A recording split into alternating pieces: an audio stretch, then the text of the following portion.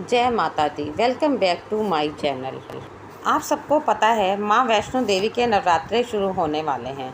सभी भक्त बड़ी बेताबी से माँ के नवरात्रों की इंतज़ार करते हैं। माता के अधिकांश स्वरूप को सुहागिन की तरह पूजा जाता है। क्या आप जानते हैं फिर माँ वैष्णो देवी कुंवारी कन्या रूप में क्यों पूजी जाती है?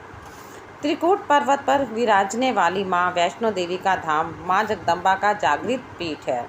माता वैष्णो देवी के भक्त दुनिया भर से आते हैं और सब भक्त माँ से मनोकामना पूर्ति का वरदान लेकर जाते हैं। माँ सबकी मनोकामना पूर्ति का वरदान देती है। माँ वैष्णो देवी के मुख्य भवन पर पहुँचने से पहले एक अर्धकुंवारी गुफा भी आती है, जहाँ से भक्तों को रेंग कर पार करना होता है। अगर माँ के भक्तों के लिए हर बार इस गुफा में प्रवेश करना संभव ना हो तो कम से कम भक्तों एक बार तो अर्धकुंवारी गुफा में रेंग कर पार जरूर करें। माँ जगदम्बा सुहागिन रूप में ही पूजी जाती है। भक्त लोग माँ वैष्णो देवी को सिंदूर चढ़ाते हैं। भक्तों को माँ सुहाग का आशीर्वाद देती है। माँ वैष्णो देवी के भक्त जरूर जानना चाहेंगे कि माँ सुहागिन पूजने पर भी माँ वैष्णो देवी कुंवारी क्यों है। इसके पीछे की क्या पौराणिक कथा है, चलिए जानते हैं। त्रेता युग की बात है। दक्षिण भारत के रामेश्वरम में समुद्र तट पर एक सुंदर गांव था। रत्नाकर पंडित यहीं रहते थे। रत्नाकर शिवजी और माँ आदि शक्ति के बड़े भक्त थे।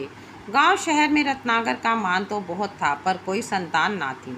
रत्नाकर की पत्नी हमेशा माँ आदि शक्ति से संतान की गुहार लगाती रहती थी। उन्होंने लगातार कई वर्षों तक माँ की पूजा अर्चना की। कई सालों से संतानहीन रत्नाकर की पत्नी की प्रार्थना एक दिन माँ ने सुन ली। वह गर्भवती हुई तो एक रात रत्नाकर के सपने में एक बालिका ने आकर कहा, मैं तुम्हारे घर आ रही हूँ, पर एक शर्त पर। मैं जो कुछ करना चाहूँ रोकेंगे नहीं।